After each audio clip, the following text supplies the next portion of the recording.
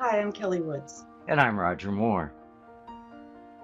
And as two practitioners who help people deal with the challenges of going through cancer treatment or their recovery phase, we often get questions from our colleagues about how exactly we do that.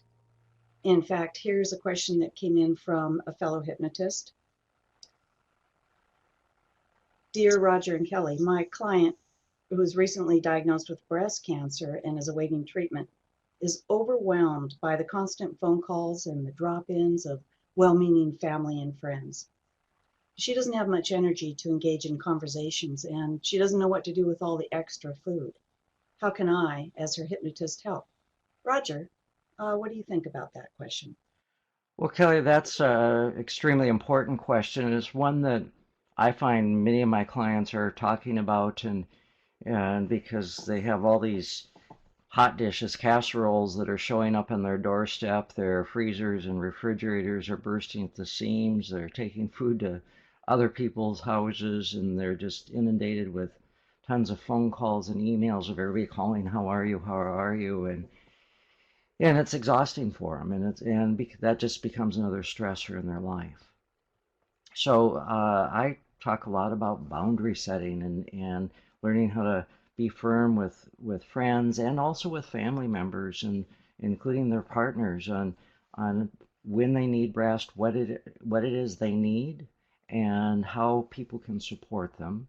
And even go so far as to put it in writing. Here's how you can support me. Here's what I need from you.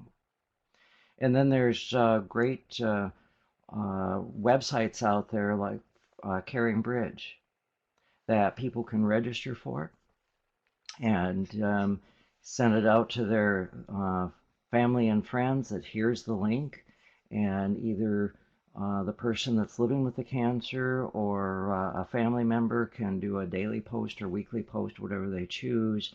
And it's the one site, the one place that everybody can go get an update. Here's how the person is doing. And that way, the house isn't being flooded with the phone calls and the emails. And it's just a great way of setting boundaries. That sounds like it'll not only make things less stressful on the client, but on their family members too. Oh, absolutely. It just gives one resource, one place for people to check. And it's also important to be very firm with the people who violate those boundaries to not welcome them into your house and to not feel obligated that you have to be a nice host. Um, you set times of when they can schedule an appointment with you to come visit, but they can't just drop in. Great tips, Roger. Thank you. And how will people find out more about how we help people who are going through cancer treatment? Well, Kelley, you and I have a really exciting class coming up on October 8th and 9th, and it's going to be here in live in Seattle. And people can attend three ways actually: live in Seattle, they can attend live online, and then for both the people who attend live in Seattle or live online, or for somebody who isn't available that weekend, they can watch the streaming videos as many times and as often and when they want from the comfort of their home and office. So three ways they can watch. Awesome. I'll be there. Okay, me too. I'm excited. And plus, it's always great fun to work with you, and I learned so much from you and your experience. So this is a great opportunity.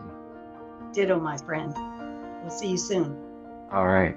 Thanks, Kelley. Thanks, Roger.